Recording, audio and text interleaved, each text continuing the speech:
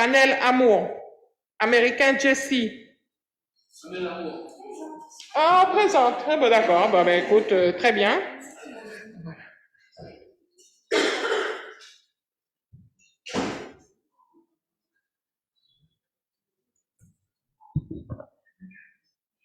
Le quorum étant atteint, nous pouvons valablement délibérer. Je voudrais tout d'abord que nous accueillions le nouveau conseiller municipal d'opposition de la liste Vivre ensemble, vivre en grand, Monsieur Requena Jean-Luc. Bienvenue à vous. Merci beaucoup. Bien. Oui. Comment? Mais non, mais il a le micro. Oui. Voilà. Premièrement. Deuxièmement, je voudrais dans un premier temps vous proposer une modification de l'ordre du jour, puisque nous avons des points à enlever et des points à rajouter. Alors, je voudrais tout d'abord vous proposer de retirer les points suivants. La délibération numéro 5 concernant la prise en charge des frais de déplacement pour le Forum de la communication publique territoriale. De retirer la délibération numéro 18, modification des organigrammes de la DGA Ressources et de la DGA Service à la population. De retirer la délibération 19, création de poste conseiller principal des APF et modification du tableau des effectifs pour l'année 2023. Et si vous en êtes d'accord, de rajouter les points suivants, la garantie d'emprunt pour 2 programmes de la SIMCO et 1 programme de la SIGI, la délibération pour le festival, l'attribution d'une subvention pour le festival de fin d'année de Panache Club, les acomptes pour les crèches, 4 crèches, alors j'ai plus en nom, le peut-être en nom, mais Rose de Porcelaine, Vanille, Amaryllis et Manguier, voilà. Et et en dernier point, la prise en charge pour le premier tour de la Coupe de France concernant la participation du Cosma Foot féminin. Ensuite, la désignation des représentants de la commune pour siéger aux différentes commissions, et je crois que c'était tout. Si vous en êtes d'accord, nous pouvons délibérer sur ces points. Est-ce que cela convient à tout le monde? Pas d'opposition? Bon, donc on fait ainsi. Alors,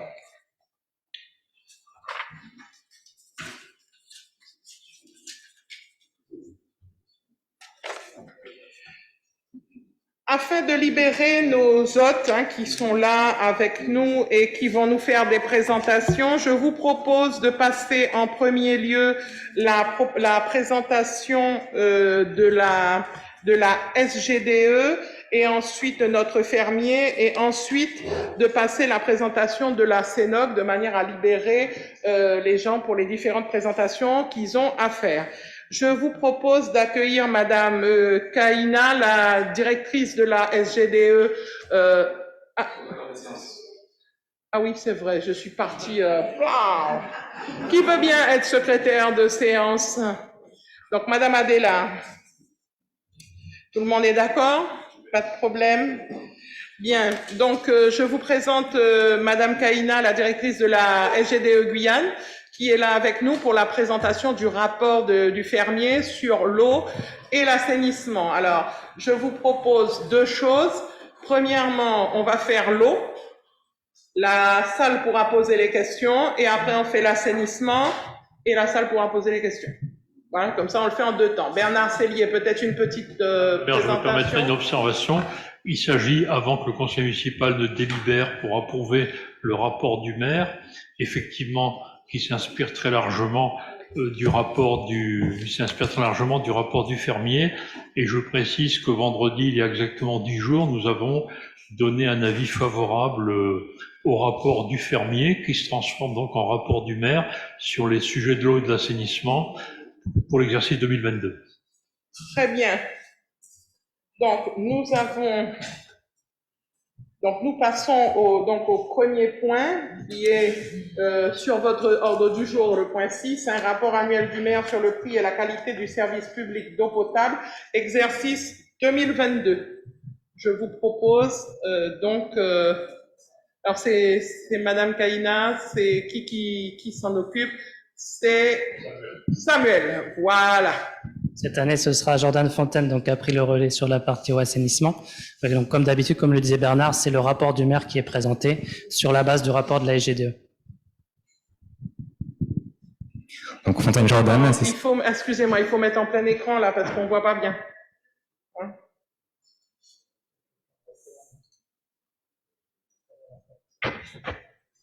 Pour le passage des slides aussi.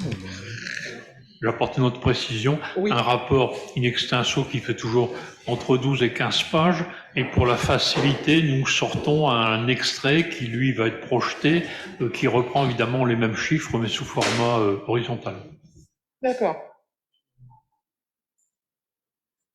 Ça y est? Allez, on y va.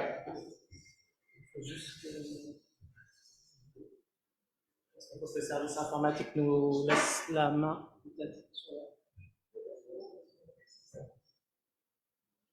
Ah, Monsieur Panel est arrivé. Ok, très bien, j'ai marqué.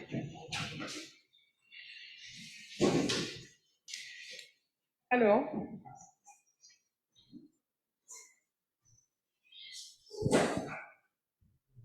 Il n'y a pas moyen d'agrandir? C'est partagé, mais il faut que je pense. Si. On attend que ça se structure.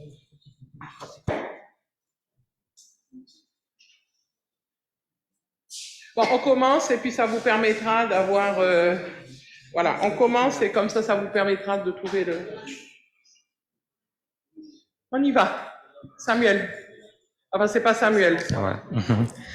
Alors, Fontaine Jordan, assistant opérationnel au sein du pôle eau et assainissement. Donc, je vais m'occuper du coup de la présentation du RPQS, notamment pour l'eau potable pour l'exercice 2022. Donc, tout d'abord, le contrat qui se présente avec le délégataire, notre délégataire est la SGDE. C'est un contrat, du coup, pour une durée de 10 ans et qui date du 1er juillet 2020, pour rappel.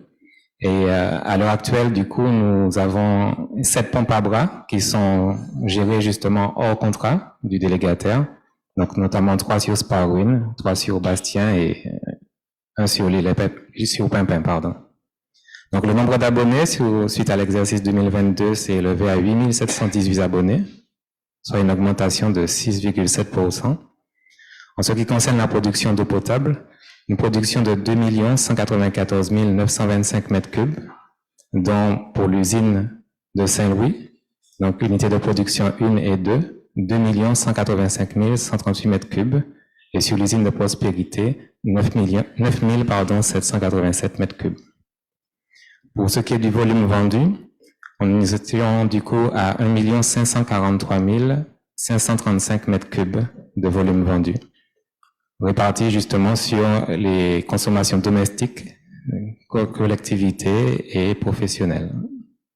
Donc le linéaire de réseau d'eau potable est de 180,5 km, donc une augmentation du coup sur cet exercice de 2022.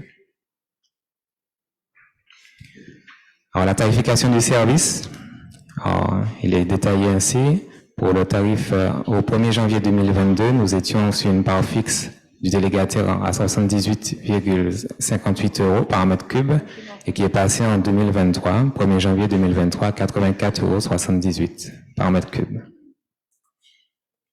Donc, comment ça? Ok. Donc, ensuite, du coup, pour le montant de la facture, donc sur une base de 120 mètres cubes de consommation annuelle, donc en 2022, elle était de 256,97 € et au 1er janvier 2023, du coup, 270,28 €. Donc, une augmentation de 5,2%. Donc, ce qui fait, du coup, un prix de l'eau potable à 2,14 € en 2022 par mètre cube et 2,25 € par mètre cube en 2023. Donc, au niveau des recettes, sur l'exercice 2022 pour la collectivité, 732 460 €. Et pour le recette de l'exploitant, 2022, 2 802 280 €.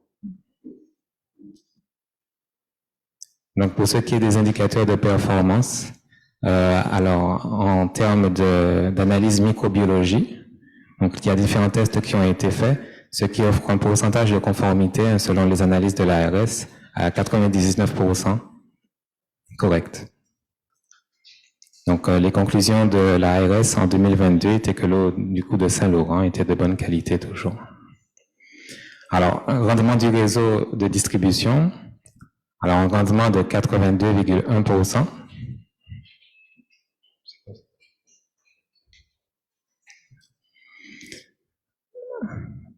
Voilà, avec un taux du coup de renouvellement des réseaux d'eau potable de 0,8%. Alors, un indice de protection de la ressource qui reste à 100%, comme les années précédentes.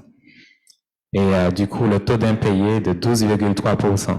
Donc, un taux qui reste relativement élevé, mais toujours du coup entre 10 et 13%. Donc, pour ce qui est des investissements, pour les projets réalisés ou engagés sur l'exercice 2022, donc nous avions l'étude de faisabilité pour le raccordement au niveau de Margot, pour un montant de 70 000 €, la construction du réservoir Paul Castin, qui du coup à ce jour est achevé, pour un montant de 15 155 000 €, l'alimentation en eau potable de Sparwin, la tranche 1, achevée également à ce jour, pour un montant de 1 500 000 €, et les équipements de forage, de prospérité et renforcement du réseau de distribution pour un montant de 250 000 €.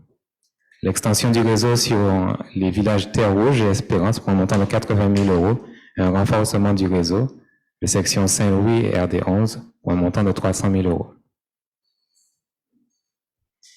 Donc à ce jour, les travaux pour la tranche 2 de Sparwin sont en cours. Donc le réservoir est actuellement entièrement coulé. Donc, normalement, l'équipe de Sogea qui s'en occupe et attaque normalement la partie du local technique.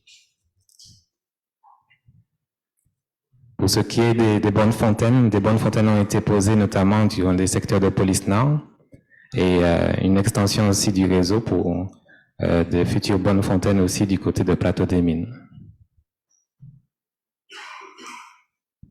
En termes de financement, des investissements, des projets prévus en vue d'améliorer la qualité du service.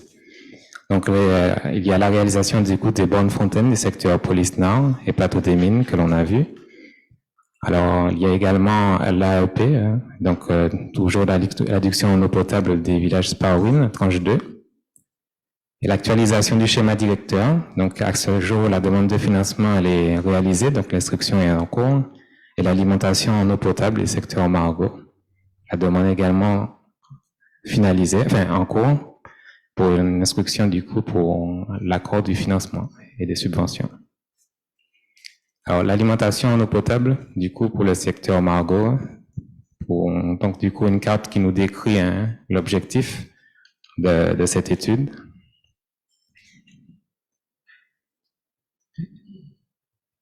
Et du coup aussi un détail du coup pour le financement de cette partie. Donc c'est tout pour la partie eau potable.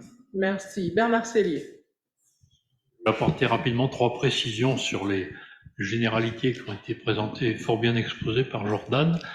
Nous venons de franchir le cap des 2 millions de mètres cubes d'eau produite par an. Je m'occupe de cette affaire, en gros, avec l'équipe actuelle et une partie de vous tous, depuis 15 ans, c'était 1 million de mètres cubes. Donc bref, la production, donc la consommation, les besoins doublent en 15 ans. On s'est préparé pour la suite de 2030 ou 2032. Je ferme la parenthèse.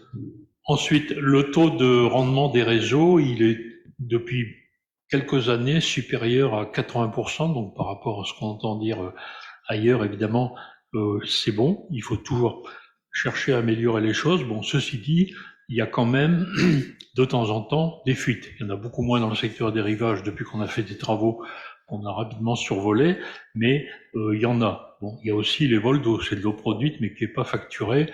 On a peut-être l'occasion d'en reparler tout à l'heure. Enfin, dernière remarque, c'est que sur le taux de renouvellement du réseau, pourriez dire, ah, il est relativement réduit 0,8%. Oui, mais c'est parce qu'il y a un réseau dans l'ensemble récent à Saint-Laurent. Donc, ce qui a été fait il y a 10 ans, en principe, il n'y a pas à y revenir. Il reste assez peu maintenant de réseaux en fonte, quelques-uns au centre-ville, mais il y a eu encore récemment des remplacements. Voilà.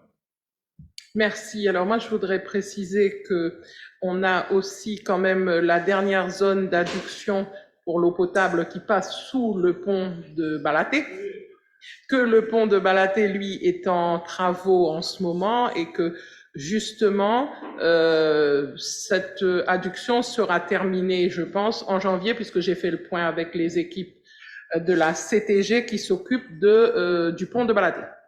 Donc aujourd'hui, on sait que on aura en janvier l'adduction d'eau potable qui permettra d'alimenter complètement le réservoir 4.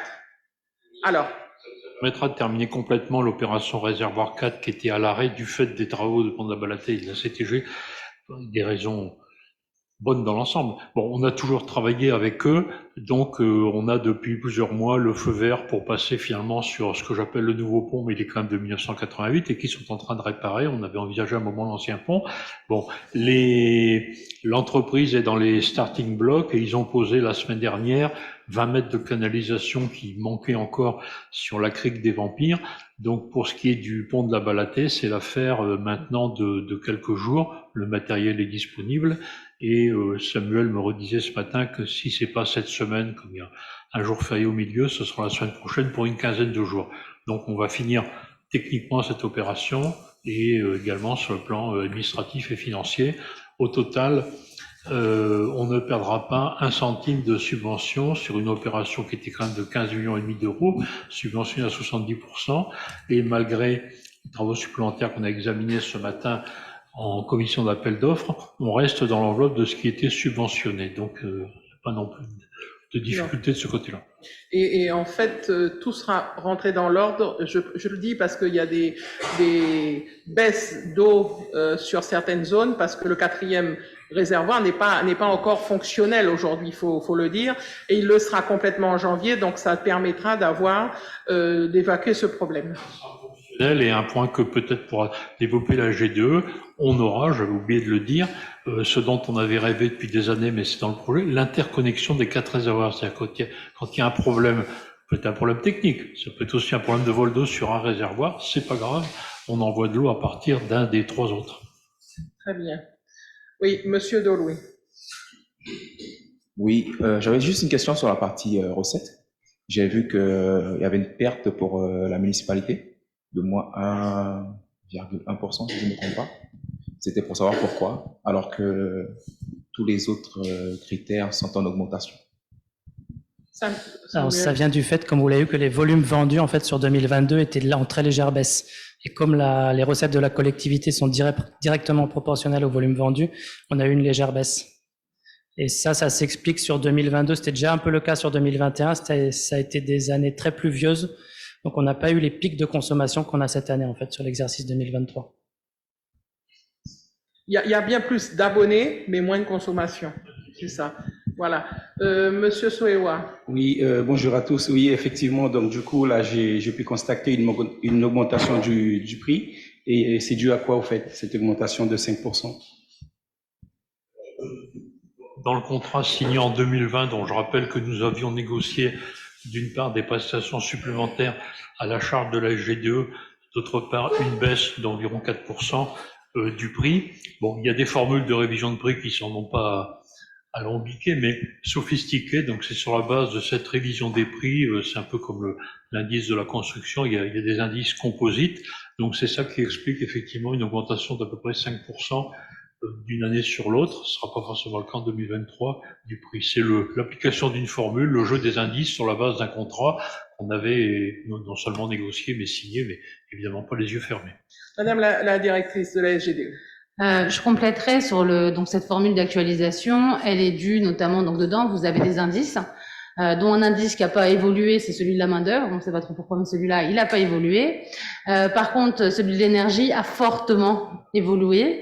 Faut pas oublier que les prix ont augmenté de pratiquement, si on prend la part fixe, ça a augmenté de 13% et la part variable de pratiquement 36%. Donc c'est ça qui explique actuellement ces augmentations d'actualisation. Donc il faut savoir, cette formule d'actualisation, il y a des années où elle baisse, hein. Là on voit surtout quand ça augmente, mais il y a des années où ça baisse. Donc si on a, et souvent en plus c'est à la dernière minute qu'on apprend les changements de prix d'énergie. Donc c'est vraiment celui-ci qui joue beaucoup actuellement sur l'ensemble de nos contrats, parce que les factures d'électricité s'envolent. Très bien. Donc, s'il n'y a pas d'autres questions, je propose qu'on passe à la suite avec la partie eau et la partie assainissement.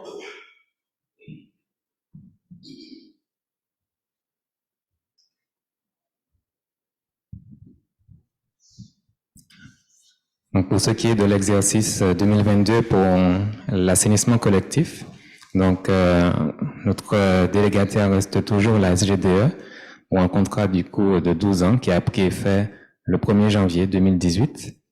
Donc, le nombre d'abonnés en fin d'exercice 2022 était de 6 398 et un volume facturé de 2 62 617 mètres cubes. Alors, les ouvrages dont on dispose, en fait, du coup, pour rappel, sur le territoire communal, donc on a la lagune de Fatima pour un total de 6 000 équivalents habitants et la steppe aussi de Polisnau pour 40 000 équivalents habitants. Donc, pour ce qui est de la tarification du service, donc la part fixe, 62,72 € au 1er janvier 2022 et au 1er janvier 2023, 74,34 € pour la part délégataire. Et la part communale, du coup, reste fixe. Le montant pour une facture, du coup, pour une consommation de 120 mètres cubes à l'année, donc le montant de la facture s'élève à 272,84 € du coup pour 2022 et 296,28 € pour 2023. Les recettes de la collectivité sur l'exercice 2022, il est de 298 650 € et recettes de l'exploitant 2022, 1 997 770 €.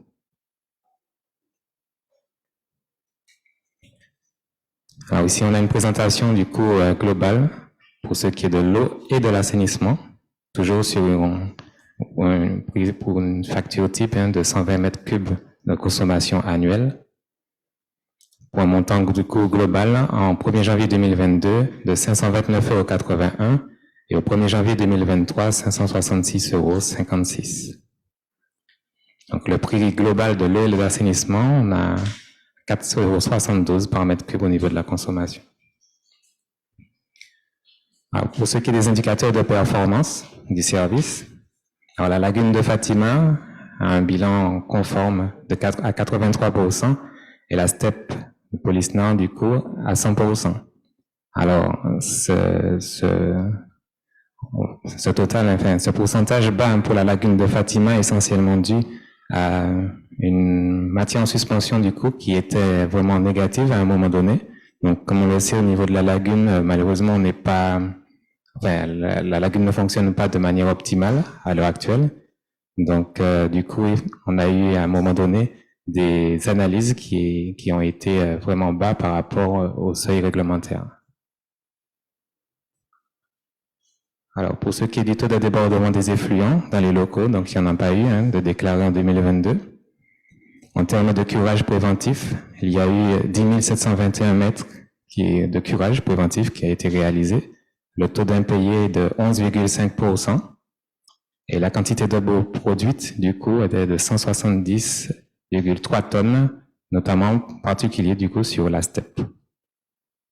Donc, on reviendra, du coup, sur ce chiffre plus tard. Alors, en termes de financement des investissements, les projets réalisés ou engagés sur l'exercice 2022. Alors, l'étude pour l'extension de la lagune de Fatima, donc du coup, qui à ce jour est vraiment nécessaire par rapport justement aux problématiques que l'on voit, que l'on a pu observer au niveau des analyses. Donc, il y a eu cette étude qui a été engagée pour un montant de 200 000 €. Alors, l'étude pour le renforcement également des réseaux secteur nord pour un montant de 150 000 € et la création également d'un réseau d'assainissement sur le secteur du village de Balaté qui à ce jour est en cours de finalisation. Donc ici, notamment sur ces illustrations, on peut observer du coup la pose des postes de refoulement qui a été réalisée en totalité à ce jour. Les clôtures sont réalisées. Donc il reste juste du coup le raccordement EDF à réaliser. En termes de financement des investissements prévus en vue d'améliorer la qualité du service, alors il y a l'étude de raccordement pour l'eau usée et l'eau potable et l'eau pluviale sur le centre-ville. Donc cette étude a été du coup réalisée, en tout cas la demande de financement a été réalisée et du coup nous avons eu des offres récemment qu'on a reçues. Alors l'extension de la lagune également de Fatima pour un montant de 13 millions, la demande de financement également réalisée, l'instruction est en cours, et le renforcement des réseaux des secteurs nord, il y a une demande réalisée qui est au stade pro des études pour le maître d'œuvre, maîtrise d'ouvrage. Alors pour ce qui est de l'assainissement secteur nord, donc ici on a du coup une présentation de l'objectif de cette partie pour pouvoir notamment traiter les différents secteurs culturels au niveau de Fatima, l'OIN malgache et l'OIN vampire. Et ici, du coup, on a une présentation globale du coup du financement de cette étude.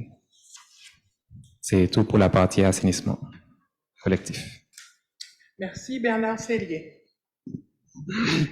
Juste un petit complément en forme d'explicitation. Donc, le chantier de Balaté, chacun l'a vu, mais peut le confirmer, est terminé. Donc, les canalisations ont été posées. C'est le plus ingrat, ça ne se voit plus. Les 7 postes de relevage ont été posés. Comme l'a dit Jordan, il y a même les clôtures. Donc, le chantier est sur le point d'être réceptionné. Et au passage, l'entrepreneur avait à sa charge la remise en état de la voirie telle qu'il l'avait trouvée sur le tronçon du chantier, c'est-à-dire pas les 300 premiers mètres. Bon, en pratique, il y a aujourd'hui 900 mètres d'enrobé, 600 mètres de bicouche, ça correspond à les obligations que l'entrepreneur a remplies et à ce que la mairie a trouvé opportun, évidemment, de faire en même temps. Donc, comme c'est une bonne affaire, on n'en parle plus, bien entendu, c'est tout à fait normal. Ensuite, pour la lagune, donc je crois que je l'avais dit au dernier conseil municipal, le dossier est déposé au pôle des affaires européennes, n'a pas fait l'objet d'observation. Maintenant, on veillera au grain pour que l'instruction soit pas trop longue, mais ça se réalisera de toute façon au minimum en 3 tranches en plusieurs années. Hein. On peut dire comme ça en une phrase, oui, c'est une petite extension de la lagune, le curage des bassins qu'on n'a pas fait depuis 20 ans, on avait curé un bassin et en plus ça s'était pas très bien passé, et la reconstruction du poste de relevage que sur la route de Fatima. Bon, ça c'est vraiment un résumé très succinct. Enfin, pour le développement des réseaux le long de la RN1, on a passé ce matin en commission d'appel d'offres, commission des marchés à procédure adaptée, un marché d'études. Donc l'entrepreneur, le foreur, le géotechnicien a été trouvé. Donc le travail se fera dans les prochains mois. Très bien. Vous avez des questions ou des observations concernant Monsieur Soewa? Oui, collègue Bernard Sellier, j'aimerais savoir, au fait, le dysfonctionnement de la lagune de Fatima est dû au fait que ça n'a pas été curé depuis de nombreuses années, si j'ai bien compris, c'est cela? D'accord. Mais avec les travaux, l'étude qui est faite, les travaux qui seront faits, ça va résoudre le problème. Donc du coup, on n'aura plus quelque chose qui est non conforme, ça va devenir conforme. En fait, c'est l'extension de la lagune qui va permettre la diminution du nombre de particules qui sont en suspension là. Voilà. Bien. Bernard. L'extension et le curage, là, c'est vrai qu'il n'y a pas toujours une hauteur d'eau suffisante. Bon, c'est depuis des années. Il y a eu trois niveaux d'études de plus en plus sophistiqués. Je crois qu'on a abouti à un bon dossier. Maintenant, il faudra faire les travaux dans les prochaines années. Et ça coûte très cher, bien sûr. Mais la lagune, telle qu'elle avait été agrandie en 2000-2001, elle est passée de 4000 à 6000 équivalents habitants et elle fonctionne très bien au dire des experts, c'est du bureau d'études, pas la mairie. pour l'instant avec 13-14 000 habitants. Bon, ceci dit, gouverner, c'est prévoir, on peut pas rester comme ça. Donc l'extension prévue et les curages permettront dans quelques années que ça fonctionne bien avec 43 ou 44 000 équivalents habitants. Donc là encore, il s'agissait d'anticiper. Ils seront pas atteints demain, les 44 000 équivalents habitants, mais une capacité supérieure de traitement par la lagune et les éléments naturels, hein, les bactéries et le soleil, est prévue de manière à ce que la mairie soit de ce côté-là, dans le secteur nord, tranquille jusqu'au moins 2040. Oui, mais si j'ai bien compris, entre l'eau et l'assainissement, on a au moins une dimension jusqu'en 2040. C'est ce que j'ai compris, hein. Donc ça, ce qui est bien, au moins on peut refaire peut-être là le schéma directeur de l'eau et l'assainissement et comme ça prévoir pour après. Je pense que c'est vraiment une bonne. En tous les cas, moi je remercie le collègue Bernard Sellier pour le travail qu'il fait sur ça, les équipes, et puis bien sûr notre fermier, la SGDE. Je vous remercie d'avoir été présent pour cette présentation et surtout, j'espère qu'on aura la possibilité d'avoir l'eau encore un petit peu moins chère les années futures. Voilà. Je vous remercie. Bien, nous passons au point suivant qui concerne, alors j'avais dit qu'on passait les rapports directement tout de suite, donc on a passé le 6 et le 7, on va passer le numéro 11 qui est l'approbation du compte-rendu annuel à la collectivité relatif à l'aménagement de la ZAC Saint-Maurice pour l'année 2022 et du nouveau bilan financier de l'opération ZAC Saint-Maurice. Donc c'est monsieur Luc Lucien qui est présent et donc... Oui, bonjour. Oui, vous avez un diaporama à passer? Ben, on est venu avec le compte rendu en lui-même, on va le lire, hein, comme voilà. D'accord. Non mais il est voilà, on va pas lire tout, hein. Vous nous faites un non, rapport. je vais être court puisqu'il y a une commission foncière en 2023, donc on a repris tout aussi. Il y a pas mal de personnes qui étaient présentes. Très bien. Donc voilà. Donc juste ce petit cours historique, hein, habituel. Hein. Donc la ZAC, elle a été commencée en 2010. Elle était initialement prévue pour 7 ans et devait se terminer en 2017. Mais faute de plusieurs retards, on a dû la dernière prorogation a été votée en début 2023 pour 2025. Voilà. Donc pareillement en début d'année 2023, donc comme je vous ai dit, on a dû mettre à jour le bilan de la ZAC parce qu'on s'est rendu compte que sur le périmètre opérationnel que on pouvait plus présenter le bilan initial dans le sens que certains équipements n'allaient plus se réaliser du fait des zones qui ont été occupées illégalement. Donc il fallait quand même présenter, ça servait à rien de présenter des chiffres qui ne correspondaient pas à la réalité, donc il fallait mettre tout ça à jour. Donc d'où cette commission foncière. Et donc aujourd'hui on passe pour valider le tout et avec bien sûr le compte rendu à la collectivité qui est une obligation et qui permet un peu de donner des chiffres à tout le monde pour savoir comment la ZAC va. On a une petite fiche là, voilà, donc où on a le bilan numéro 1 sur lequel on parle du nombre de logements entre les lots libres et les logements en accession et tout et les LES. Hein. On avait prévu globalement 3723 logements. Initialement, donc de la création, on avait prévu 3723 et un certain nombre d'équipements. Comparé à cela, on se rend compte que on a pu quand même densifier malheureusement certaines zones de façon à rester un peu dans les quantités qui étaient prévues. Donc finalement, on se retrouve à aujourd'hui avec 3443 logements, c'est fait une perte de 280 logements, je pense que voilà. Oui, c'est-à-dire qu'on était passé de 3700 logements à 2800 logements et ensuite on est remonté à 3443 logements. On a essayé de trouver les zones où il y avait possibilité de remettre du logement. Voilà. Donc on a quand même gardé un certain nombre d'équipements, c'est quand même le but d'une concession d'aménagement, c'est de proposer aussi des équipements à la collectivité. Donc sur la zone 1-4, on a l'école de musique et de danse, le pôle médical, le parc de loisirs, la zone 3, le lieu de culte, un équipement sportif et aquatique, un complexe aquatique. Sur la zone 5, on a le groupe scolaire Stephenson et un équipement sportif City Stade. Sur la zone 6, on a un parc, un groupe scolaire et un Medipol qui doit sortir, c'est le groupe Colombine qui doit s'installer. Et sur la zone 7, on a la crèche qui est terminée, on a le marché qui est prévu et le GCSMS qui est en construction. et le groupe scolaire Byron, le dernier groupe que voilà. Donc je passe. Hein, donc on va passer au plan. Sur ce plan, on voit le donc ça non. Remonte un petit peu, voilà. Voilà. Ce plan montre bien ce qui était prévu initialement à la ZAC. Logiquement, aujourd'hui, elle aurait dû ressembler. Voilà. Et aujourd'hui, la diapo d'après, malheureusement, l'occupation on a dû revoir. Alors, tout ce qui est en orange, c'est les occupations illégales de terrain. Et qu'on n'a pas la maîtrise, et c'est devenu de plus en plus complexe à pouvoir faire quelque chose. Oui, oui. Les petits points, c'est les maisons, hein. C'est pas des petits points, on est d'accord, hein. Non, mais je le dis parce que des fois, on peut dire que c'est du orange pointillé. Non, c'est pas ça. Hein. C'est Byron, hein, le groupe scolaire. Pardon. C'est pas Byron, ça n'a rien à voir avec Lord Byron, non. Ok. Donc là, vous voyez bien que finalement, on a toute une partie de la ZAC qui a été complètement mangée par les occupations illégales et on a dû réorganiser la ZAC. C'est pour ça qu'on présente une modification. On a gardé néanmoins les espaces publics qui étaient prévus sur la zone et on a essayé et on a trouvé comment rajouter du logement pour retomber à peu près à 300 logements près à ce qu'on avait prévu d'origine. Mais c'est pas évidemment très très simple. Hein. Donc là, on a géolocalisé les équipements en violet. Donc, on voit à peu près. Ce qui est vert foncé, c'est tout ce qui est déjà réalisé.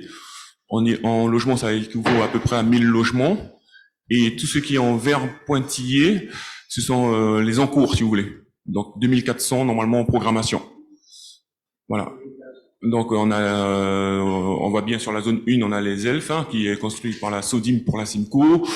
Sur la zone 7, on a donc au-dessus de la zone des 78 qui va démarrer près de l'école du groupe scolaire. Donc on aura la SIGE, la SIMCO et la SEM-SAMAR qui vont démarrer leurs opérations.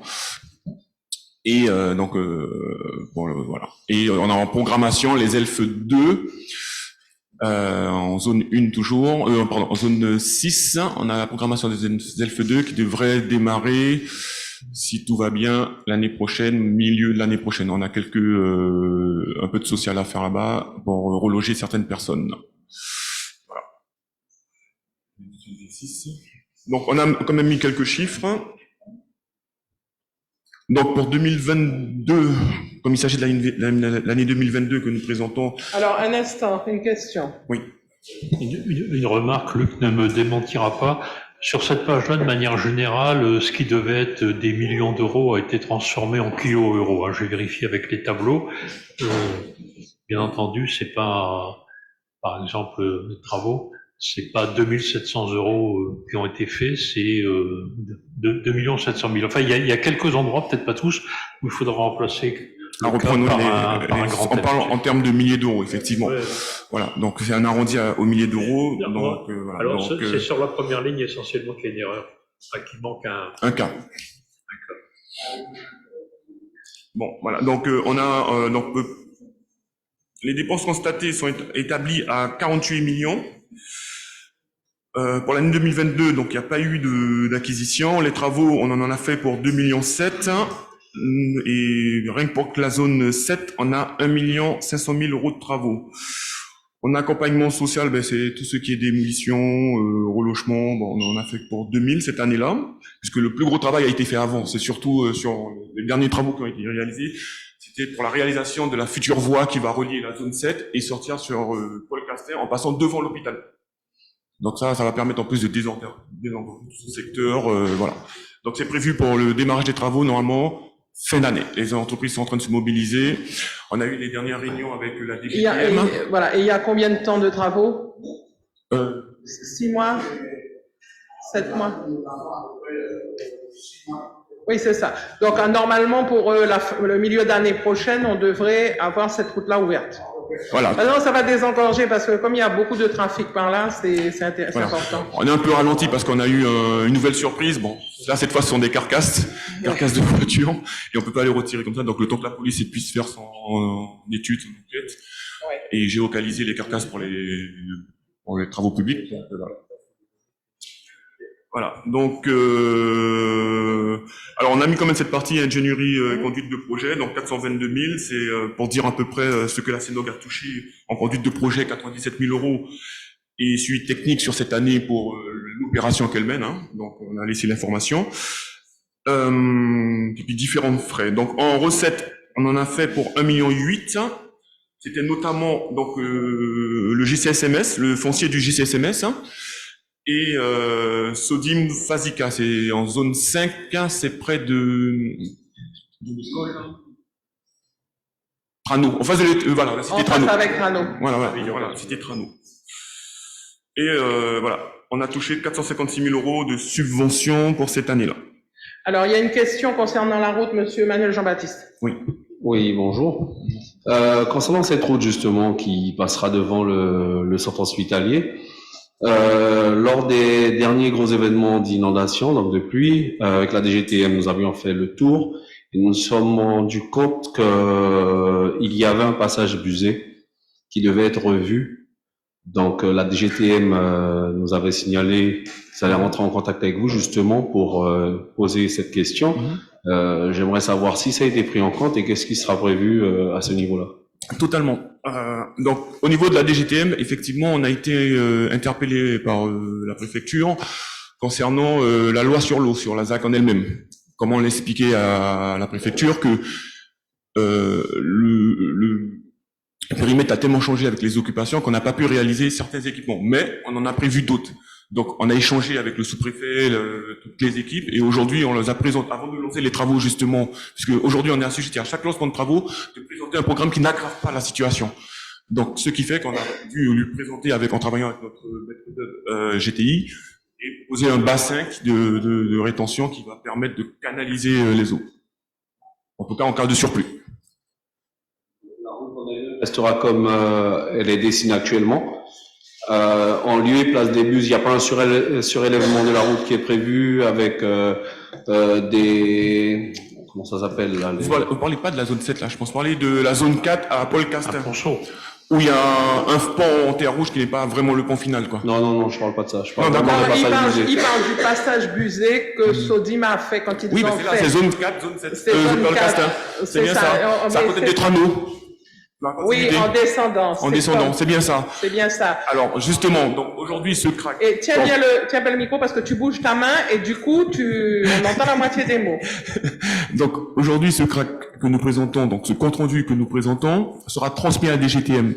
C'est assujetti à ce compte-rendu qu'on pourra nous réaliser l'ouvrage réel final qui sera sur cet emplacement. Donc, les études sont faites. C'est en étude à la DGTM, mais ils n'avancent pas tant que nous, on ne peut pas présenter ce document qu'on vous présente aujourd'hui. Mais normalement, ça ne sera pas le passage busé qui est là. Non, ça c'était provisoire. Alors, pour ne pas bloquer les travaux, Sodim avait fait un équipement avec accord aussi de la préfecture, attention, hein, avec accord de la préfecture. Effectivement, la nouvelle Madame Curtius, la nouvelle responsable est venue, elle a fait son étude, et elle nous a remonté cette information. Mais normalement, il y a un marché qui doit sortir pour la réalisation de cet ouvrage. Cette route est une route normalement de chantier normalement aujourd'hui. Elle est pas encore. Les gens l'utilisent, mais je suis désolée, c'est pas une route ouverte à la circulation normalement. Et c'était pour le chantier de Sodim. Et ils avaient demandé l'accord de la préfecture qui avait donné, la DGTM avait donné l'accord. Et nous, une fois que aujourd'hui le permis de faire la route est parti à la DGTM, lorsqu'il revient, il y aura une route qui sera faite sur le même emplacement. Voilà. Oui, bien sûr, tout ça a été pris en compte. Je crois que c'est une double bus qui est prévue. Et bien sûr, ça va être surélevé. Techniquement, tout est prévu. Donc voilà. Parce qu'il faut faire attention aux petites grenouilles aussi. Voilà. Voilà, donc il y a quelques chiffres. Bon, je vais pas tous les lire puisque vous l'avez le document. Alors, Bernard Sellier. Oui.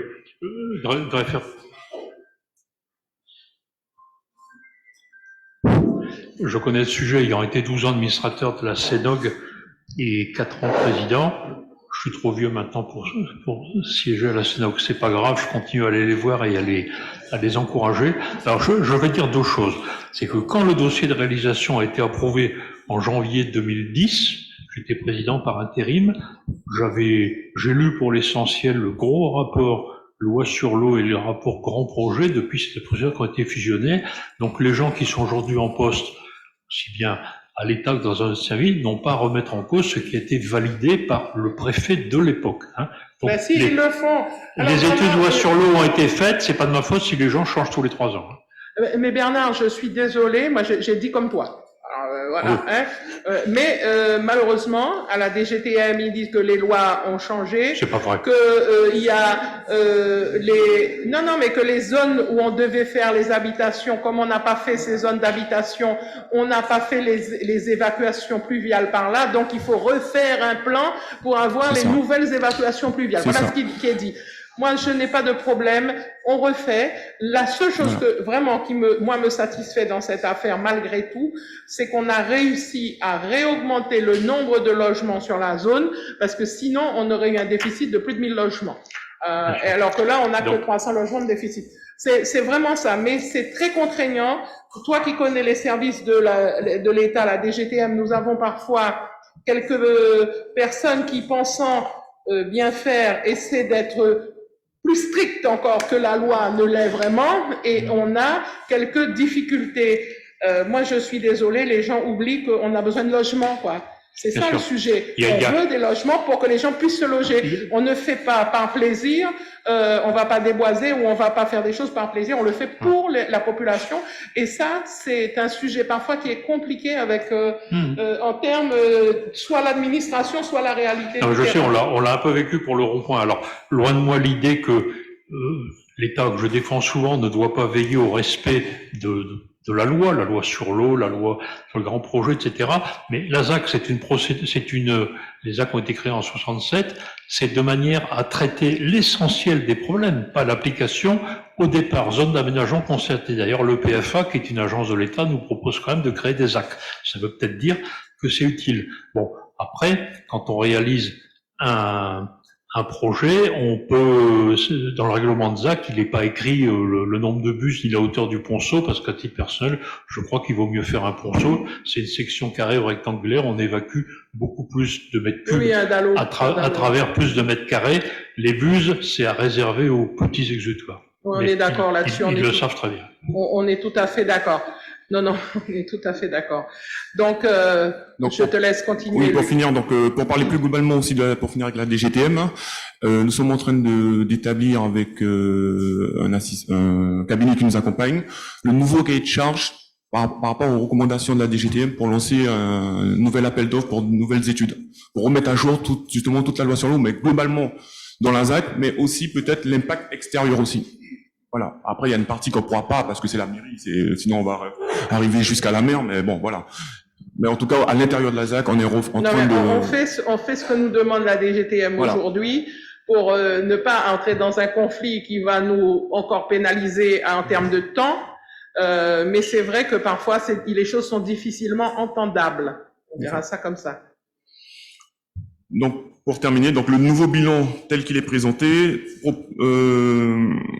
propose un résultat final de 30 millions. Donc, on a mis un peu les montants zone par zone. Hein. Donc, sur la zone numéro 1, on aurait un bénéfice de 2 899 000, zone 2, moins 176 000. Ce qu'il faut savoir, c'est que on aura des zones déficitaires, mais les zones bénéficiaires compensent les zones bénéficiaires. Donc, de toute façon, vous comprenez tout de suite, les zones déficitaires, c'est les zones squattées. Exactement. Parce qu'on n'a pas pu faire les logements. Et les zones bénéficiaires, c'est les zones qui n'ont pas été squattées, sur lesquelles on a pu rajouter du logement. Voilà. Et donc, on arrive à un résultat de 30 000 euros, 30 107 euros. On a trouvé l'équilibre pour 30 millions. Qui est un équilibre. La ZAC n'est pas là pour faire un excédent, la ZAC est là pour faire un équilibre de fin d'opération normalement. Voilà. Et des équipements. Voilà. Bien. Voilà. Bon, y a-t-il des questions? Alors, Bernard Sellier.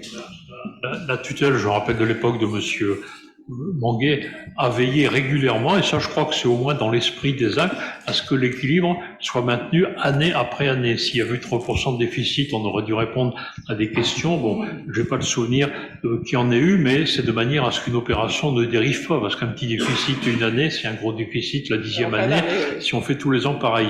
Donc, je veux simplement compléter ce qu'a dit Luc.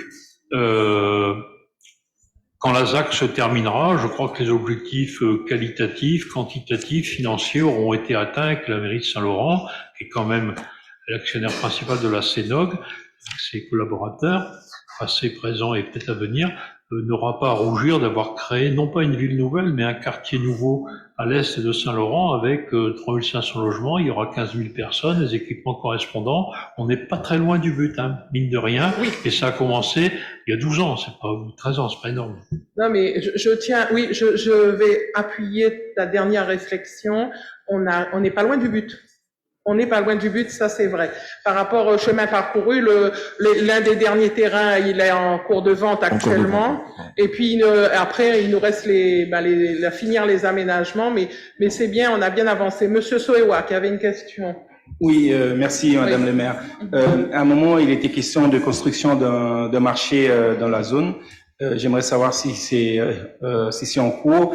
Et secondo, concernant les infrastructures sportives, si c'est toujours inscrit dans les différentes zones. Ça a été présenté, hein, la liste des zones réservées aux espaces publics. Le marché y est bien, mais c'est pas à la CENOC de construire le marché, c'est à la mairie de construire le marché. Et les zones d'aménagement sportif, les études sont en cours en ce moment. Je pense que on garde ces espaces-là. C'est bien ce qui est prévu. Il y a l'espace aquatique, le City Stade. Comment? Fred Byron aussi? Voilà, c'est ça. Donc City Stade à côté de l'école Maurice Byron.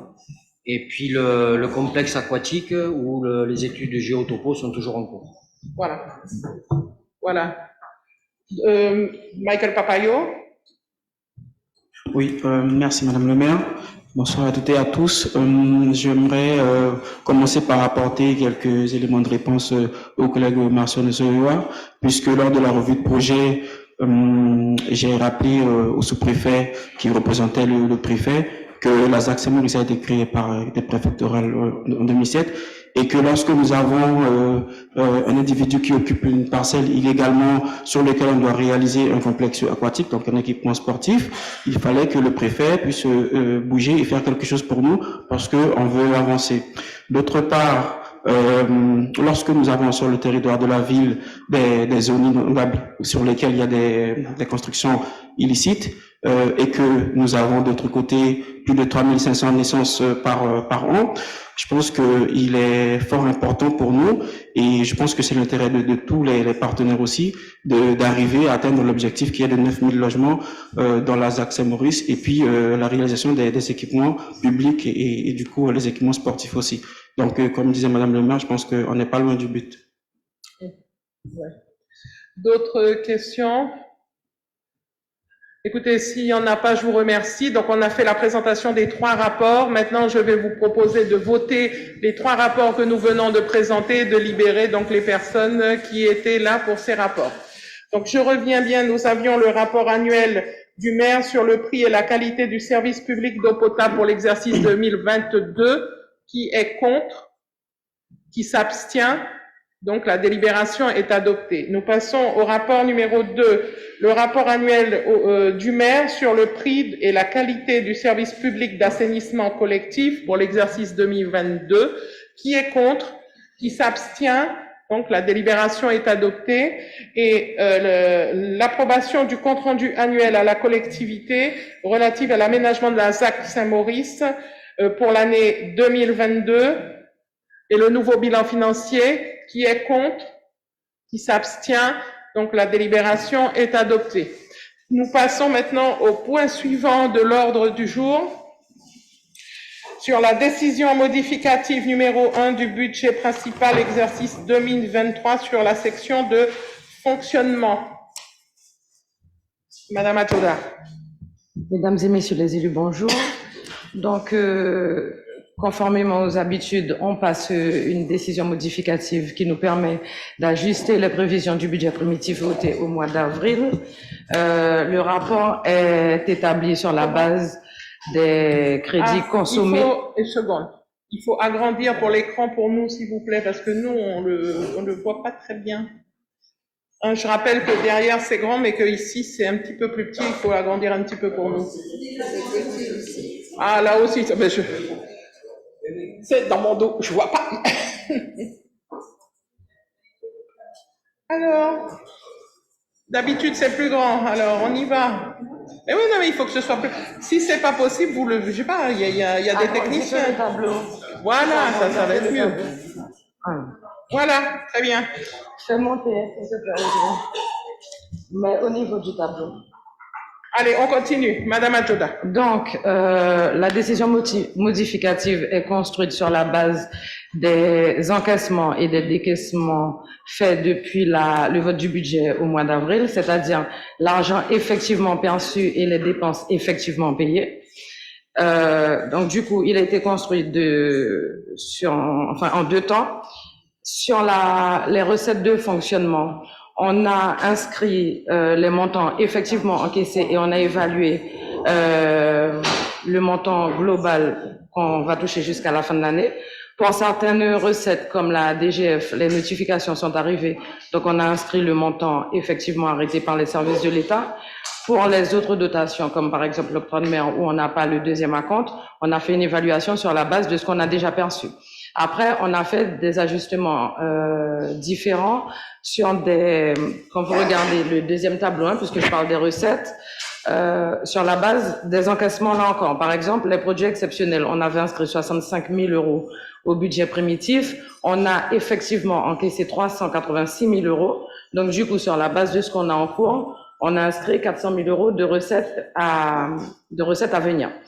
On a également fait une reprise sur provision, c'est-à-dire que il y a 2 ans, on a fait une avance de trésorerie à la CNOC de montant de 2 millions avec un plan d'appurement, enfin un plan de remboursement qui est respecté jusqu'alors. Et du coup, on inscrit, on reprend cette provision-là, ce qui reste, pour nous permettre d'abonder la section de dépenses de fonctionnement. Donc en fait, la construction de l'ADM sur la recette de fonctionnement est faite de cette manière. Sur les dépenses, on a... Alors, il faut juste rajouter, comme l'avait dit judicieusement dit en commission finance Bernard, le dépenses de fonctionnement, parce que là, il y a marqué recettes en bas, le premier tableau en haut, c'est les dépenses de fonctionnement. Voilà. Sur les dépenses de fonctionnement, on a fait 3 ajustements. Le premier, c'est que on reprend les charges exceptionnelles qu'on avait inscrites. On a fait cette inscription-là pour faire une inscription qu'on appelle d'équilibre au budget. C'est-à-dire qu'il fallait équilibrer les dépenses et les recettes. Du coup, on avait plus de recettes prévues. Donc, on a mis un montant en charge exceptionnelle qui nous permettait d'avoir une variable d'ajustement. Comme on n'a pas utilisé ce chapitre-là du tout, on est à peu près 7 000 € de consommation. Donc, du coup, on reprend cette écriture-là pour pouvoir la transférer sur les chapitres qui ont besoin d'être abondés. Les chapitres qui ont besoin d'être abondés pour finir l'année, ce sont les 2 premiers chapitres, donc le 011 et le 012. Le 011, c'est tout ce qui est fonctionnement courant, électricité, prestation de services, eau, barrières, enfin tout ce qu'on utilise au quotidien pour fonctionner. Et le 012, c'est tout ce qui est charge de personnel, indemnité des élus et consorts. Donc du coup, par rapport aux évaluations qu'on a fait pour terminer l'année et payer les salaires de décembre, on a besoin de 3,3 millions € et on a mis ce qui restait sur le 011 parce que du coup, comme on a des manifestations de fin d'année qui sont prévues, donc on avait besoin un peu de crédits supplémentaires pour nous permettre de prendre en charge ces manifestations-là. Les charges de personnel ont augmenté pour plusieurs raisons. La première chose, c'est l'inflation, l'augmentation du point d'indice pour tous les fonctionnaires qui a été appliquée par la collectivité, les rappels de NBI qui n'étaient pas versés pour certains agents de la collectivité depuis un certain temps. On a eu également un début de revalorisation de carrière. Il y a des choses qui ont été demandées. Il y a eu la prime pouvoir d'achat. Il y a également des choses qui ont été demandées et accordées au moment de la dernière grève qu'il y a eu au sein de la collectivité et un volume extrêmement important d'heures supplémentaires et d'astreintes par rapport au calendrier très dense que la collectivité a, le calendrier culturel de manifestations qu'on a eu tout au long de l'année et notamment sur les activités à destination de la jeunesse. Voilà. Très bien. Des questions? Franck Thomas. Oui, merci Madame le maire. Voilà, j'ai fait lecture de cette décision modificative et j'aimerais un peu plus de précision sur les différents libellés et chapitres. Alors, en recette de fonctionnement, à quoi correspond exactement les produits exceptionnels? qui permettent d'avoir 400 000 euros de plus. Les produits exceptionnels qui allaient là, c'est essentiellement les subventions sur les actions. Les subventions qu'on n'avait pas forcément prévues, tout ce qui est ASP, politique de la ville, MCT, ces choses-là. On prévoit des cités éducatives aussi, on prévoit des montants par rapport aux prévisions des services, parce qu'il faut pas oublier qu'on fait le budget sur la base des prévisions des services. Les subventions sont demandées sur la base d'actions. On n'a pas forcément toutes ces informations-là au moment où on vote le budget. Et en fait, il avait été décidé au moment du vote du budget de minorer les recettes pour ne pas se faire avoir en fin d'année, et surtout parce qu'on n'arrivait pas à anticiper les recettes parce que l'État n'avait pas voté sa programmation pluriannuelle. Oui, donc du coup, on n'avait pas les chiffres de l'État, donc on avait mis les chiffres de l'année antérieure en essayant de ne pas justement augmenter ces chiffres pour ne pas être en difficulté après. Donc on avait mis au plus juste. Alors on a touché plus, tant mieux. Voilà, on a juste. Bien évidemment, j'ai oublié de le dire, j'ai pas pu assister à la réunion de ce matin, comme je t'ai pris au niveau de ma profession. L'atténuation de charges, ça concerne quel domaine exactement? Ça, c'est tout ce qui est indemnité journalière. Les indemnités journalières qui sont versées par la Sécu pour les arrêts de travail, les agents en arrêt maladie. Les agents en arrêt de maladie, les contractuels. C'est essentiellement les contractuels ou les... C'est ça? Non, les titulaires, ceux qui sont... Quand on a une... voilà. La maladie, et ça nous est remboursé automatiquement. Les autres produits de gestion. Et pourquoi on ne détaille pas bon, ça va. Non, mais parce que sinon, c'est... Autres produits de gestion courante. En fait, on fait le détail quand on vote le budget, c'est vrai, mais quand on fait les DM, on évite. Enfin, c'est pas qu'on évite, c'est qu'on n'y pense pas. Je vais essayer de vous expliquer. Le chapitre 73, qu'on appelle impôts et taxes, c'est essentiellement de l'octroi de mer. C'est sur ce compte-là qu'il y a octroi de mer, taxe sur les carburants, taxe sur l'électricité, enfin tout ce qui est taxe. Tout ce qui est taxe sur l'électricité, enfin tout ce qui est taxe, c'est dedans. Et les dotations et participations, c'est DACOM, DEFCOM, dans tout ce qui est autour de la DGF.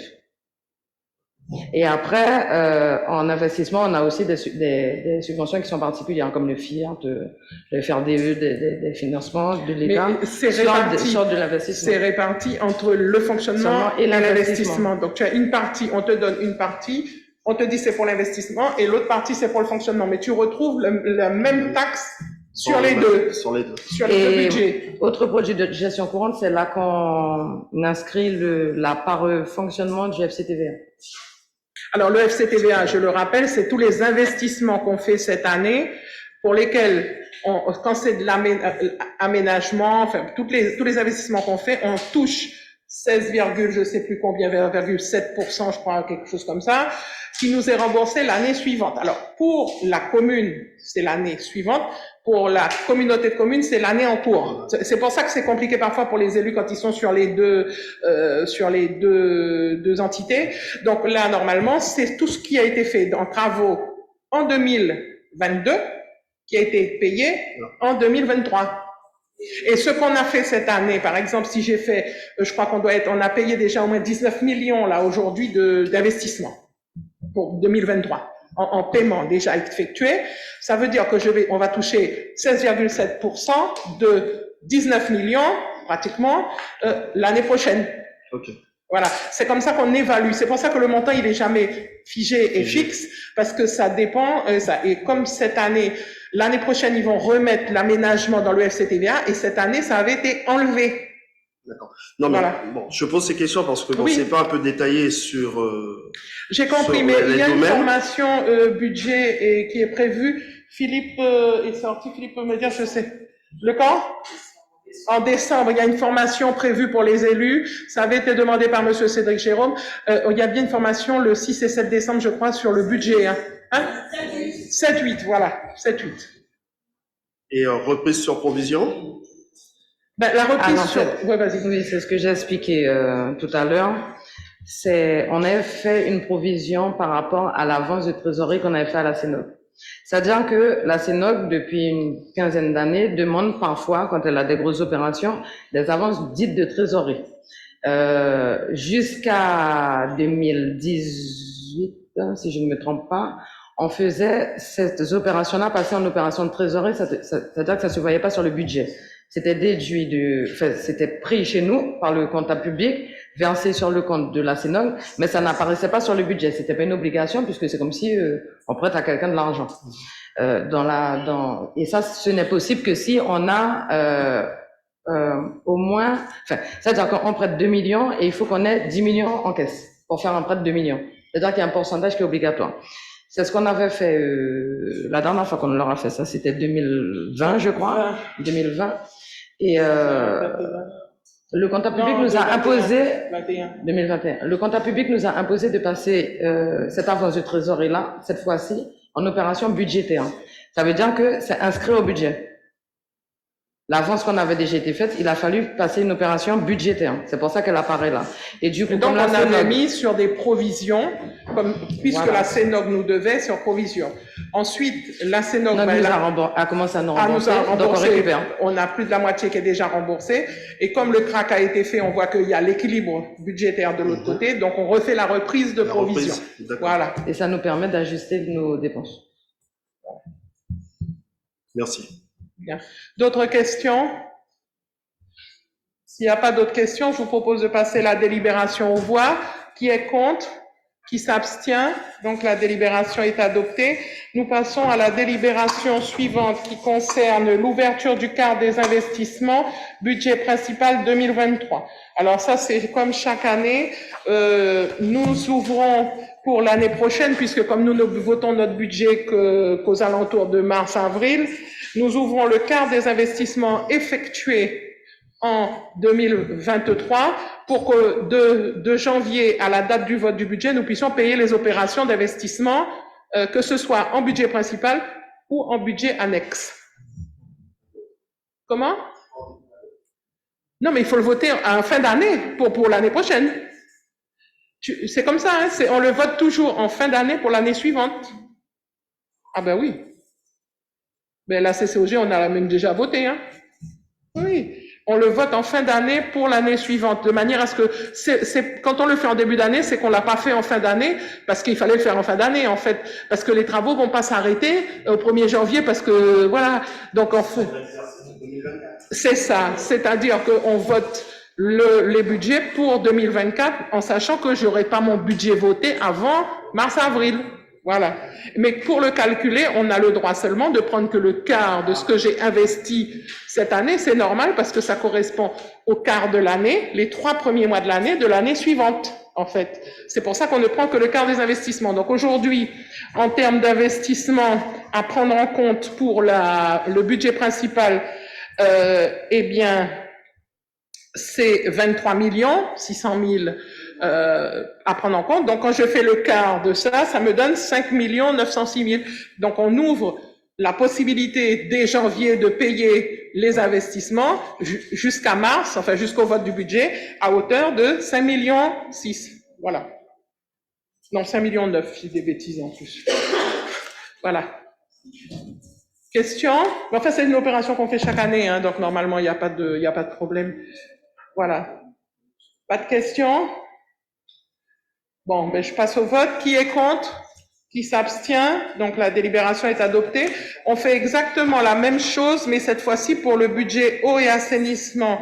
C'est-à-dire que, par exemple, les travaux qu'on termine ou qu'on commence, eh bien, s'ils sont commencés en décembre, ils peuvent se continuer en janvier et on va les payer parce qu'on aura ouvert le quart des investissements.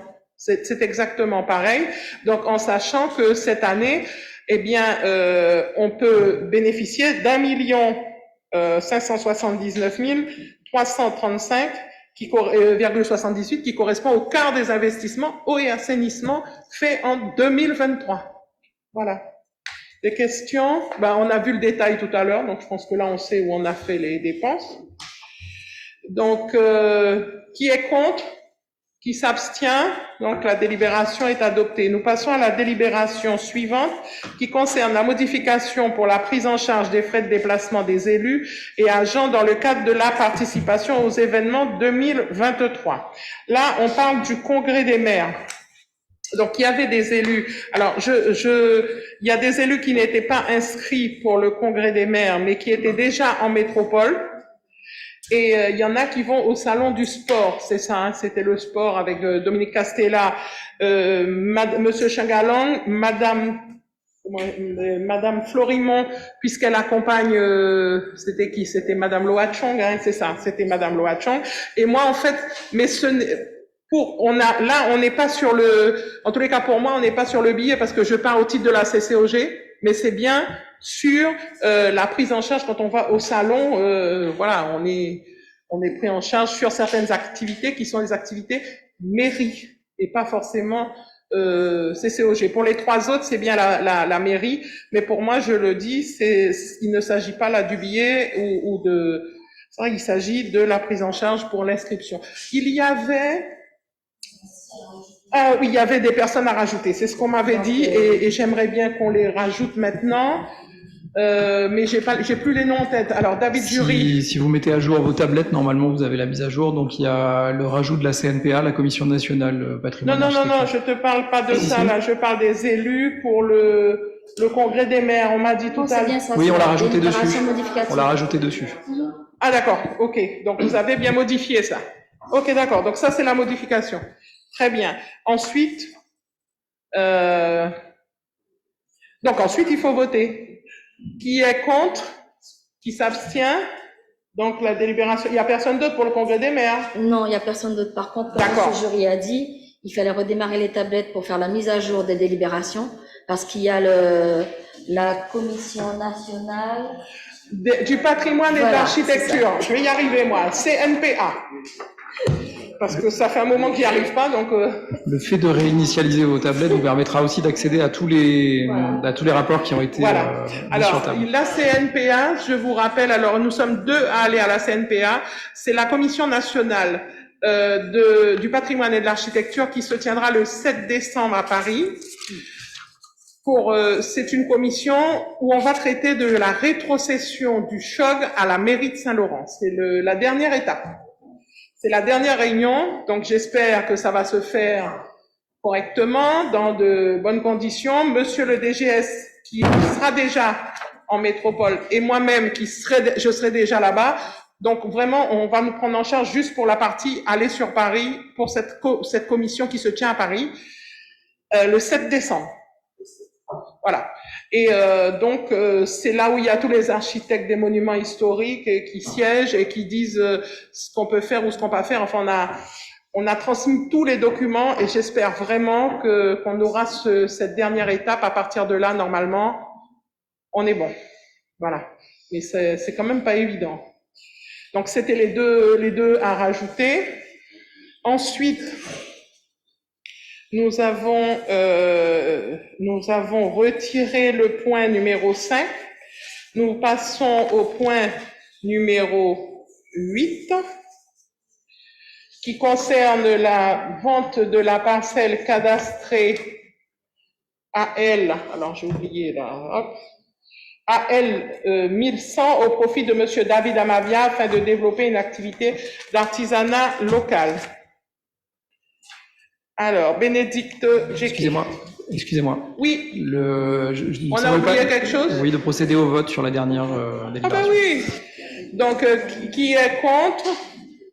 Qui s'abstient? Aujourd'hui, j'ai pas envie de faire voter, ça c'est sûr. Donc, la délibération est adoptée. Non, ça fait 3 fois que j'oublie un vote, donc voilà, il n'y a pas. Donc, je vais faire attention. Voilà. Donc là, on est sur la vente de la parcelle à catastrer. Tout le monde connaît cette parcelle puisque c'est à l'entrée du lac Bleu, le monsieur qui fait de l'artisanat à l'entrée de l'allée du lac Bleu. Oui. Donc, Bénédicte. Merci, Madame le maire. Bonjour à tous.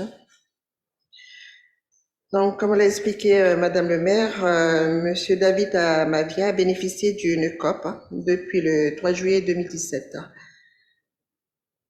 pour la mise à disposition d'une parcelle de 2000 m² de l'ancienne parcelle AL 207.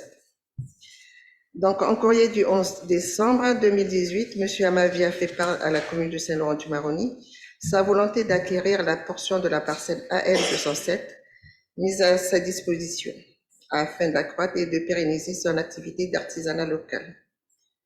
Donc, une demande d'estimation de ce terrain a été réalisée auprès des services de la DGFIP Le détaché de 2000 mètres carrés de la parcelle AL 207 a été évalué à 50 000 euros en date du 30/01/2019.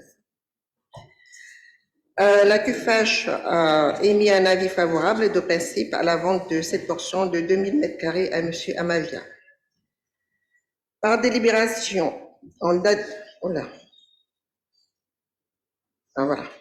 Par délibération en date du 31 janvier 2020, le Conseil municipal a approuvé la vente d'une portion de 2000 mètres carrés de la parcelle cadastrale AL 207 au profit de M. Amavia.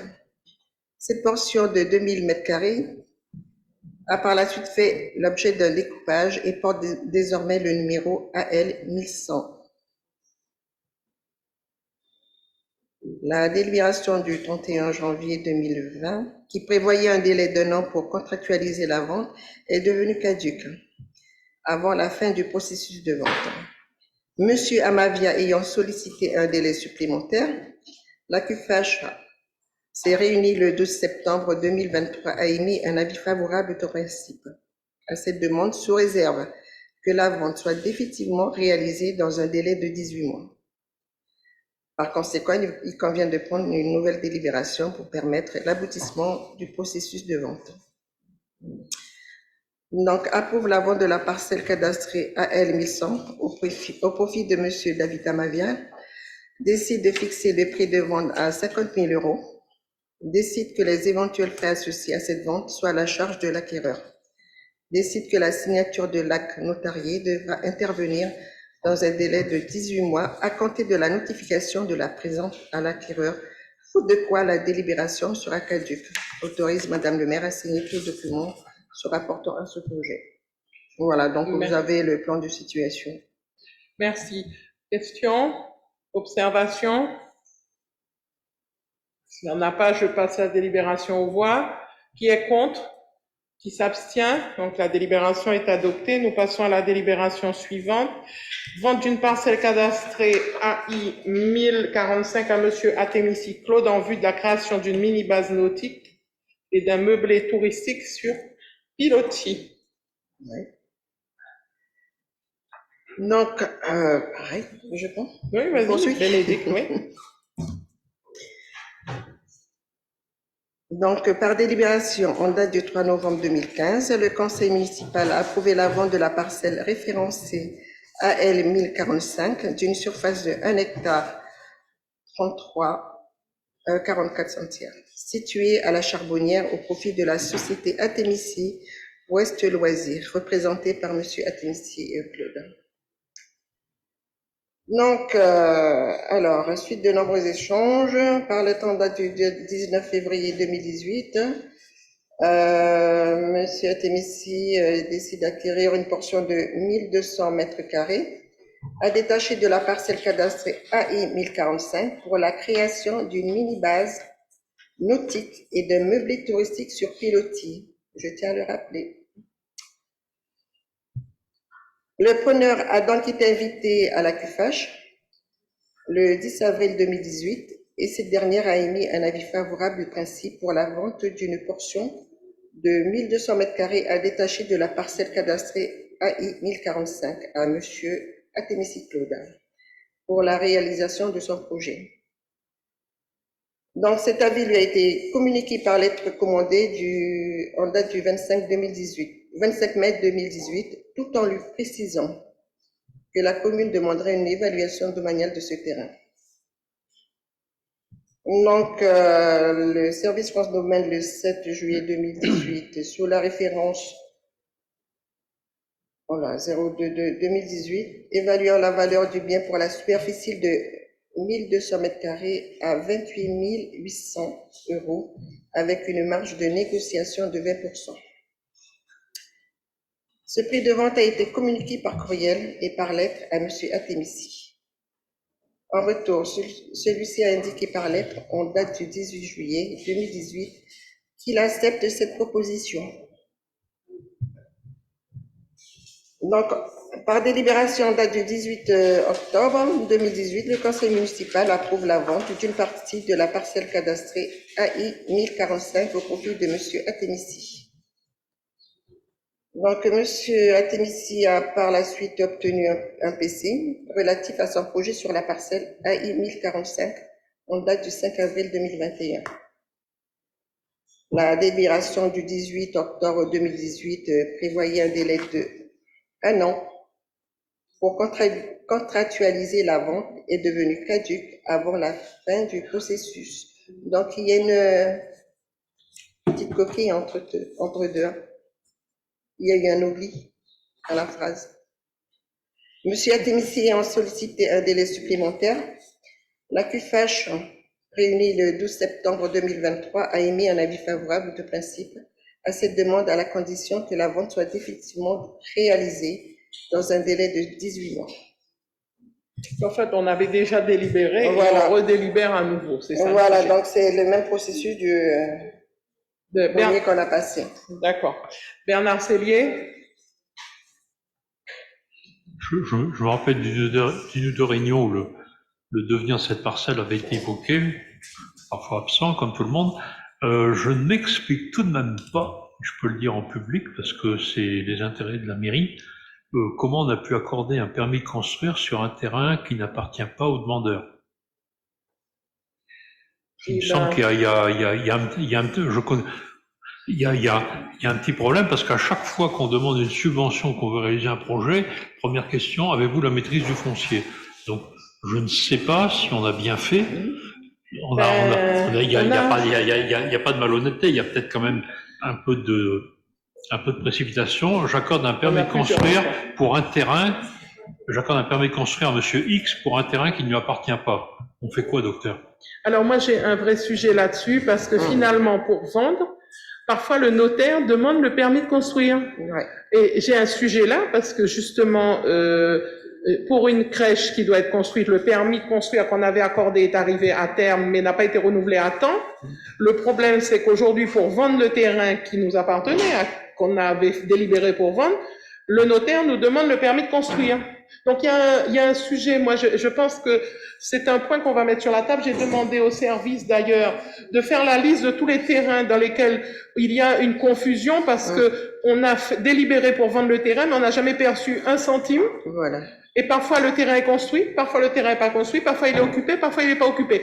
Donc je pense qu'il faudra tenir un conseil municipal, mais là vraiment que pour tous ces terrains-là, parce que on a vraiment des sujets surprenants, c'est-à-dire que j'ai des actes de vente, mais sans aucune somme perçue par la collectivité. On a cherché avec Bénédicte, on a cherché, on a fait demander, et là on a vraiment des sujets, c'est pas celui-là, mais on a des sujets comme ça. Donc je pense que là il y a un travail à mener par les services, et moi-même je suis entièrement d'accord avec toi, je comprends pas comment on peut donner un permis de construire sur un terrain qui nous appartient pas, mais je pense qu'à partir du moment où les gens ont une délibération du conseil, on considère que les choses sont faites. Alors moi, je pense qu'on va considérer qu'à partir du moment où on a une délibération, il faut payer le terrain peut-être à un moment donné. Oui, c'est la raison pour laquelle, justement, j'ai demandé à mes services de faire un recensement.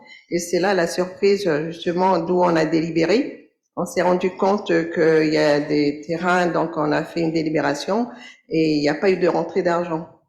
Voilà, donc ça n'a pas été payé. Donc, justement, il y a certaines sommes qui restent dehors, et donc on doit faire entrer. Et donc, justement, par rapport aux dates, vous avez vu que donc la délibération devient caduque et on est obligé de repasser une délibération pour que la personne puisse acheter, payer. Et ça que je m'y attache justement que ça soit fait. Pas Bénédicte, je ne doute pas Sophie, mais dans un premier temps, je me disais, tiens, un notaire, un peu comme un banquier, peut demander une garantie. Sauf que ça ne le regarde pas de savoir que la mairie vend une parcelle à monsieur X ou monsieur Y et le prix est même contrôlé par les domaines. Bon, par contre, c'est vrai que dans l'avenir, il faut veiller, quitte à faire des mécontents, c'est pas grave, hein, la vie est faite le monde est peuplé de mécontents, à bien faire les choses dans l'ordre, et je maintiens avec ma toute petite expérience foncière que chaque projet de vente doit être accompagné d'un compromis. Le compromis peut avoir une durée que l'on peut augmenter, mais le compromis est souvent assorti d'une pénalité en cas de non-réalisation. Parce que là, effectivement, on se retrouve en généralisant un peu, avec des terrains qu'on croit vendus qui sont pas vendus, il n'y a pas de recette, à la limite on commence à construire même sans permis de construire bien sûr, c'est plus souvent le cas, donc c'est l'anarchie, et l'anarchie ne produit jamais de bons résultats. Alors, s'ils ont fait la demande de permis de construire, c'est que le propriétaire du terrain leur a donné l'autorisation de pouvoir faire le permis. Ouais. Seulement ce que je dis après avoir vu avec Bénédicte, parce qu'on n'est pas à un terrain. Il y a au moins... Il y en a plus. Là, il y aura un troisième là, que je vais présenter. Voilà. Mais là, on a 1, 2, 3, mais on est plus vers 10 que vers, Ouais, voilà. vers 2. Hein. Donc moi, je pense qu'on va refaire vraiment... Il y a une commission foncière qui est prévue pour ça, d'ailleurs. On va faire que ça. Et ensuite, on va prendre des décisions, parce qu'il y a des terrains qui ont été vendus, mais qui n'ont pas été payés, c'est-à-dire que la délibération est passée au conseil, donc à un moment donné, qu'est-ce qu'on fait? Est-ce que ces terrains-là, est-ce que les personnes sont encore là? Ça, c'est un autre sujet, on ne sait même pas. Enfin, donc il y a un vrai sujet sur cette question. Pour ça, des délais de forclusion. Par contre, je n'étais pas là le 12 septembre, donc a priori, je suis d'accord avec l'avis des collègues, mais dans mon fort intérieur, je ne suis pas persuadé qu'un délai de 18 mois suffise pour compenser, tu le disais ce matin, parfois les retards d'un notaire, parfois la mauvaise volonté d'un mauvais payeur qui finalement n'en a rien à faire de l'intérêt général et peut-être même pas de son propre intérêt. Donc, je vote la délibération, mais c'est pas facile d'apporter une réponse à des situations floues. Compliqué. Oui. Voilà, donc... France Thomas. Si je comprends bien, ça concerne la parcelle qui est sur Balaté, celle qu'il avait déjà vue auparavant. Oui, sur Balaté. Et là, il y a une construction de fait dessus?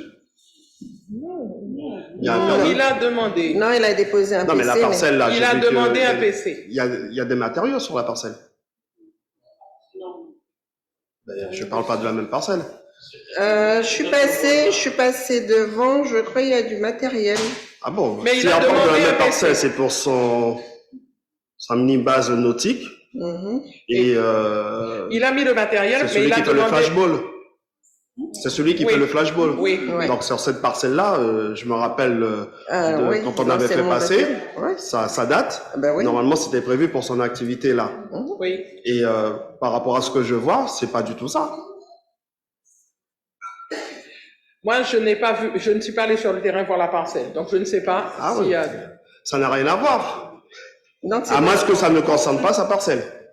Donc, c'est pour ça que je dis qu'il faut qu'il y ait un contrôle. Parce que quand il y a le porteur de projet qui vient présenter son projet, et quand il a obtenu le foncier, il faut que justement qu'il réalise le projet qu'il a présenté, mais pas autre chose. Absolument, parce que ça ne ressemble pas du tout à ce que l'on est en train de voter, si ça fait partie de la parcelle. Ben, il faudra de toute façon que les services voient sur le terrain ce qui a été proposé. Oui. Bon. D'accord. Bien. Qui est contre? Qui s'abstient? Donc la délibération est adoptée. Nous passons à la délibération suivante qui concerne la vente de la parcelle cadastrée AL 991 au profit de Madame Tani Tili Ariette. Donc, on demande justement le même processus. Donc, c'est le cas que les deux dossiers que je viens de présenter. Donc, c'est pareil pour Madame Tani Tili Ariette. Donc, la délibération est devenue caduque. Donc, la QFH, dans sa séance du 1er-3-2019, a émis un avis favorable du principe pour la vente de la parcelle AL 991 à Madame Tani Tili Ariette au prix de 85 500 €. Donc, par délibération en date du 6-2019, le conseil municipal a approuvé la vente de la parcelle AL 991 au profit de Madame Tani. Donc, pareil, donc, comme j'ai présenté les deux dossiers, donc, la délibération est devenue caduque. La QFH, dans sa séance du 12 septembre 2023, a émis un avis favorable du principe à la poursuite du processus de vente à condition que celui-ci aboutisse dans un délai de 18 mois. Donc, ce serait pour un montant de, pareil, de 85 500 €. Des questions? S'il n'y en a pas, je passe. Oui, Monsieur Jean-Baptiste. Oui, Madame le maire, juste parce que c'est la troisième délibération du genre. Est-ce qu'on a une idée ou encore des informations précises sur le fait que depuis 2019, par exemple, pour cette délibération, l'acquéreur n'a pas pu arriver à bout de son processus? Est-ce qu'on sait pourquoi? Et est-ce que 18 mois suffiront? C'est un peu ce que disait tout à l'heure Bernard. Bénédicte. Alors, on a reçu le fils de Madame Tilly Harriet Tani, en sachant que cette dame d'un certain âge n'avait pas les moyens, donc le fils se porte garant pour acheter ce terrain. Voilà. Bien. S'il n'y a pas d'autres observations, qui est contre, qui s'abstient? Donc, la délibération est adoptée. Nous passons à la délibération suivante qui concerne la demande de financement pour l'opération de résorption de l'habitat indigne, RHI, pour les secteurs informels Vietnam, Bagdad et Pépinière. Ouais. Alors, donc Madame le maire informe les membres du conseil municipal de sa volonté d'intervenir dans les secteurs informels Bagdad Nord, Vietnam et Pépinière. Donc, voilà, donc, afin de réaliser les études préopérationnelles, il convient de solliciter une demande de financement dans le cadre d'un appel à projet RHI lancé par l'État. Voilà, alors c'est l'État qui propose un projet RHI qui a été fait très rapidement là, et donc nous avons l'obligation de demander maintenant les fonds, quoi. Voilà, pour réaliser ces études. Alors pourquoi ces secteurs-là? Je rappelle que le secteur de Bagdad, c'est celui qui est régulièrement inondé et pour lesquels nous avons des difficultés à chaque inondation parce qu'il y a des gens qui habitent dessus. Donc la maîtrise sociale et urbaine a déjà fait ce travail-là. C'est pour ça qu'on a exactement le nombre d'habitants. Sur la zone pareil de Vietnam, il s'agit aussi pour nous d'effectuer une route de contournement par là et donc ça nous permet de désengorger la rue de l'allée des Ixora, c'est ça, pour passer par derrière, donc de ne pas avoir des allées-venues sur la même voirie. Ça va aider aussi pour les habitants de cette cité. Et puis, eh bien ensuite, la Pépinière, c'est derrière justement. On a vu il y a beaucoup de squats, donc c'est aussi l'occasion de régler ce problème-là par une RHI. Voilà.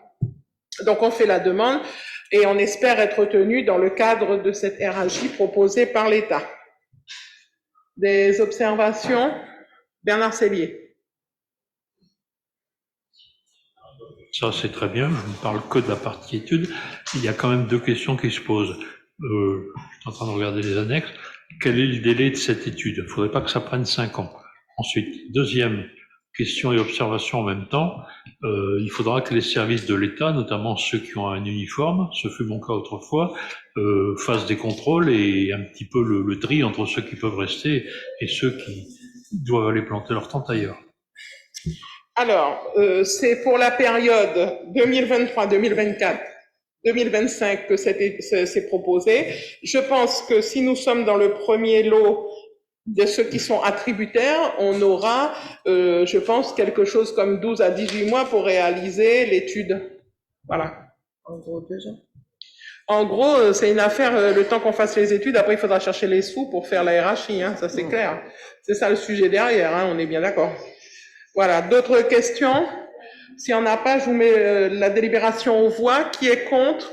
Qui s'abstient? Donc la délibération est adoptée. Nous passons à la délibération suivante qui concerne l'approbation de l'avenant de projet à la convention cadre pluriannuelle numéro 2, Action Cœur de Ville, opération de revitalisation du territoire, donc les ORT de Saint-Laurent-du-Maroni. Bien, Michael Papayo. Oui, merci Madame le maire. Donc, comme vous le savez, chers collègues, Action Cœur de Ville qu'on ne présente plus, il s'agit là de l'avenant numéro 2 qui concerne la prorogation du programme Action Cœur de Ville de 2023 à 2026 et d'autre part de rajouter des nouveaux projets dans la convention cadre. Donc voilà, si M. Keguilar veut rajouter des éléments, mais en général, c'est ça. Effectivement, on a travaillé sur un avenant à cette convention. Les nouveaux projets qu'on propose d'inscrire dedans sont donc le projet RCV pour la requalification de friches urbaines dans l'enceinte de l'ancien hôpital, un dispositif d'achat en faveur du centre-ville, la mise à disposition de locaux d'activité avec le dispositif boutique à l'essai, la mise en place d'animations dans le centre-ville spécifique au commerce, notamment une journée d'échange entre la municipalité et les commerçants, la garantie de prêt PRU qui est développée par c'est le prêt renouvellement urbain qui est proposé par la Banque des Territoires, et dans ce cadre-là,